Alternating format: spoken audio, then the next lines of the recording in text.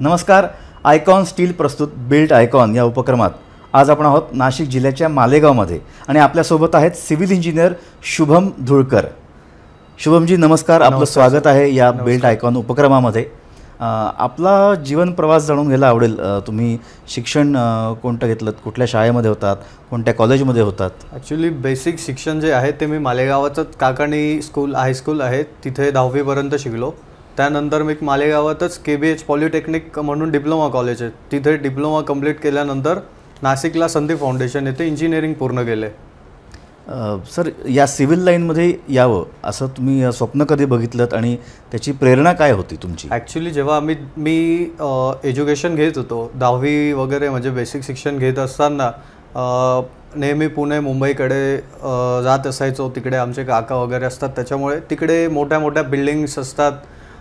मग माझे वडील पण ॲक्च्युली या बिझनेसमध्ये होते. पण मग माझं एक स्वप्न होतं की मला अशी मोठ्या बिल्डिंग्स बनवायच्या, एवढ्या मोठ्या बिल्डिंग्सवर मी कधी जाऊ शकेल हे स्वप्न होतं माझं. त्याच्यामुळे मग मी सिव्हिल इंजिनिअरिंगमध्ये यायचं ठरवलं. खूप छान. म्हणजे तुम्ही स्वप्न बघितलं आणि ते स्वप्न पूर्ण केलं. खूप छान. तर ते स्वप्न पूर्ण करताना सुरुवातीला जो काळ असतो तो एक स्ट्रगलचा काळ असतो, एक संघर्ष असतो, कष्ट असतात त्याच्या पाठीमागे. तर त्या स्ट्रगलबद्दल तुम्ही काय सांगाल की कशी सुरुवात केलीत? पहिला प्रोजेक्ट कसा मिळाला तुम्हाला? ॲक्च्युली सर माझं जेव्हा एज्युकेशन कंप्लीट झाल्यानंतर मी एक एक्सपिरियन्ससाठी पुणे येथे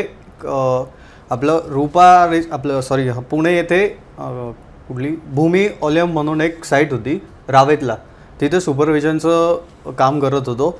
मग तेथे बऱ्याच अडचणी म्हणजे ॲक्च्युली इंजिनिअरिंग पासआउट झाल्यानंतर आपल्याला सगळे प्लॅन्स वगैरे कळणं, त्याच्याबद्दल सध्या डिटेल्स कळणं ते थोडं अवघड असतं. परंतु मग बरेच त्याच्यात प्रॉब्लेम आले. पण मग आता प्रॉब्लेममधून सोल्युशन काढावं लागतं. मग त्याच्यामुळे बऱ्याच गोष्टी शिकलो तिथे.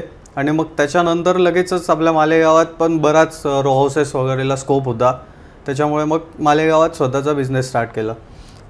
खूप छान तुम्ही सुरुवात केलीत की आणि आधी शिकून घेतलं पाहिजे आणि मग या क्षेत्रात उतरलं पाहिजे, हा एक चांगला विचार आहे. तर सर, जेव्हा तुम्ही मटेरियल निवडता या कामासाठी तर त्याचे निकष तुमचे काय असतात? मटेरियल निवडण्यासाठी सगळ्यात महत्त्वाचं असतं, आता जर आपण बिल्डरशिपमध्ये असलो तर आपल्याला जेवढ्या कमी रेटमध्ये जेवढ्या क्वांटिटीत मटेरियल मिळेल हे सगळे बिल्डर्स इंजिनियर्स याकडे लक्ष देतात. आणि सर, हे झालं मटेरियलबद्दल.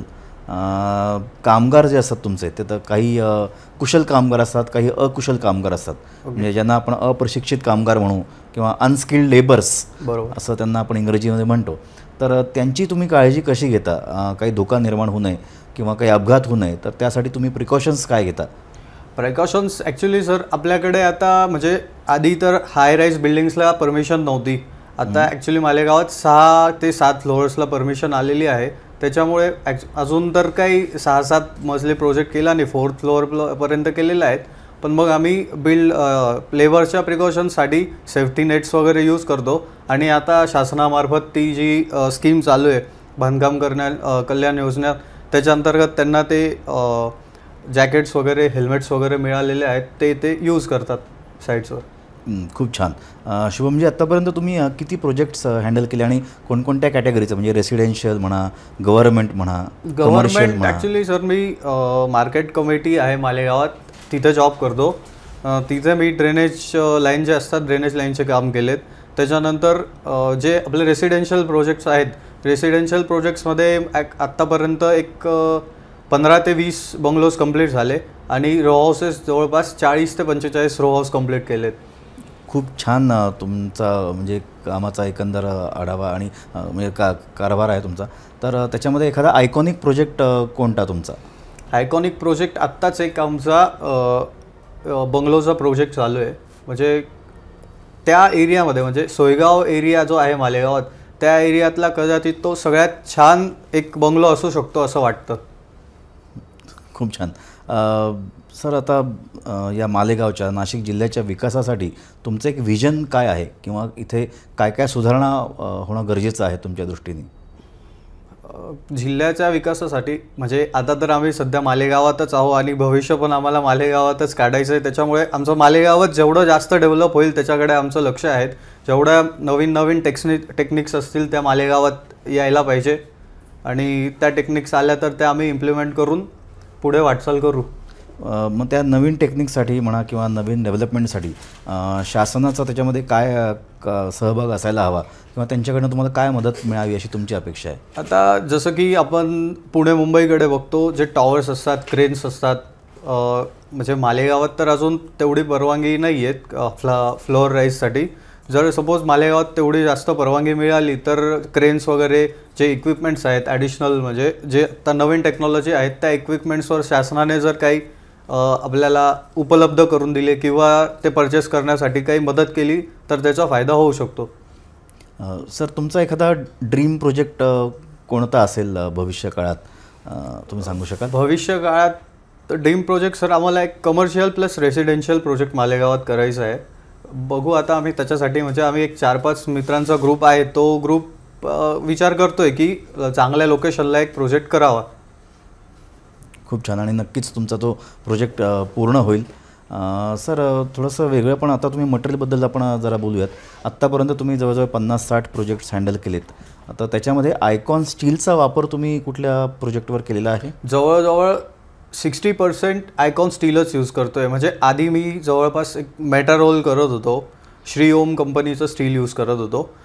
तर त्या स्टीलच्या कम्पॅरिझनने आयकॉन स्टील जे आहे ते ब्रिटल पण आहे आणि त्याचं वेट लाईट वेट असल्यामुळे लेबर्सला पण ते रिंग वगैरे बेंड करण्यासाठी सगळ्या गोष्टी आणि याची जी आपली स्टीलची ग्रीप आहे ती पण अदर स्टील कंपनीजपेक्षा चांगली असल्यामुळे आता मोस्टली आम्ही आयकॉन कंपनीज प्रेफर करतो आहे. त्यांची जी सर्व्हिस लेवल जी आहे त्याबद्दल तुमचं काय मत आहे? सर्व्हिस लेवल पण खूप एक्सलंट आहे. म्हणजे समजा जर आपण आज जे आपले सुदर्शन जे आहेत त्यांना जर सांगितलं की आम्हाला एवढ्या क्वांटिटीचं स्टील लागतं आहे की मोस्टली हार्डली मालेगावात आमच्याकडे एक जास्तीत जास्त 2 तासात स्टील अवेलेबल होतं.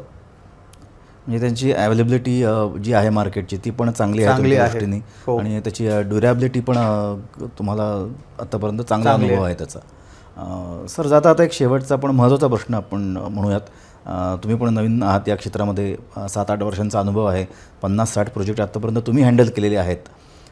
तर या क्षेत्रात येणाऱ्या नवीन तरुणांसाठी, नवीन सिव्हिल इंजिनियरसाठी एक मित्र म्हणून तुमचा काय संदेश असेल या प्लॅटफॉर्मवरून? त्यांनी कसं काम केलं पाहिजे, काय विचारांनी काम केलं पाहिजे जेणेकरून सर्वांगीण विकास होईल गावाचा, शहराचा, जिल्ह्याचा आणि आपल्या देशाचाही? आता जे नवीन सिव्हिल इंजिनियर्स आहेत आता मोस्टली सगळेच रो हाऊसेस किंवा बंगलोज या गोष्टींकडे वळतात आहेत. परंतु आता आपल्या सरकारने अनेक मोठे मोठे प्रोजेक्ट्स हातात घेतलेले आहेत, जसे की ब्रिज असतील, अंडरपास असतील बरेच. तर नवीन सिव्हिल इंजिनियर्सने ह्या सगळ्या गोष्टी आपल्याला कशा इझिली हँडल करता येतील आणि त्या कमी कॉस्टिंगमध्ये कशा करता येतील या गोष्टीकडे लक्ष दिलं पाहिजे, अशी आता नवीन सगळ्या सिव्हिल इंजिनियर्सला माझी विनंती असेल. खूप छान तुम्ही विचार मांडलेत. वेळात वेळ काढून तुम्ही आज या उपक्रमात सहभागी झालात त्याबद्दल अनेक अनेक धन्यवाद. आयकॉन स्टीलकडून तुम्हाला आयकॉनिक शुभेच्छा तुमच्या पुढच्या प्रोजेक्टसाठी. धन्यवाद. धन्यवाद.